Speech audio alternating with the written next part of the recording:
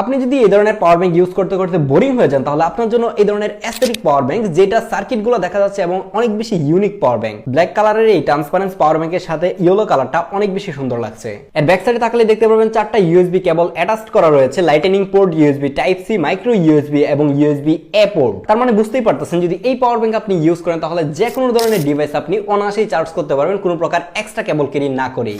সামনের দিকে তাকালে দেখতে পারবেন একটা ট্রান্সপারেন্ট কভার রয়েছে এবং এর ভিতরে এর সম্পূর্ণ সার্কিটটাই দেখা যাচ্ছে। ঠিক সেন্টারে কিন্তু একটা ডিসপ্লে রয়েছে, আপনি যদি পাওয়ার বাটনে ক্লিক করেন তাহলে আপনি কিন্তু ব্যাটারি স্ট্যাটাসটা দেখতে পাবেন। এই কালো পাওয়ার ব্যাংকটির উপরের দিকে তাকালে দেখতে পারবেন ইয়েলো কালারের একটা স্ট্র্যাপ থাকছে, যেটা খুবই শক্তপোক্ত, ছিঁড়ে পড়ে যাওয়ার চান্স অনেক কম, যার কারণে ক্যারি করতে অনেক বেশি ইজি হয়। তার পাশে দুইটা USB A port, type C port এবং একটা পাওয়ার বাটন থাকছে। উপরের পাওয়ার বাটনে যদি আপনি ডাবল প্রেস করেন তাহলে দেখবেন যে একটা ফ্ল্যাশ লাইট অন হয়েছে এবং সিঙ্গেল যদি আরেকটা প্রেস করেন তাহলে এর মোড চেঞ্জ হয়ে ব্রাইটনেস বাড়বে এবং আরেকটা স্টেপে কিন্তু ব্রাইটনেস বাড়াতে পারবেন, যেটা খুবই ইউজফুল ছিল এবং আপনি রাতের বেলায় রাস্তাঘাট খুব ক্লিয়ারলি দেখতে পারবেন এই ফ্ল্যাশ লাইট দিয়ে। তাছাড়াও এটা কিন্তু 22.5 watt PD fast charging support করে, যার কারণে যে কোনো ধরনের পিডি সাপোর্টেড ফোনকে আপনি ইজিলি কিন্তু ফাস্ট চার্জ করতে পারবেন। এই 20,000 mAh এর পাওয়ার ব্যাংকটি দিয়ে আপনি অনায়াসে 4টা 5000 mAh এর ফোন চার্জ করে ফেলতে পারবেন।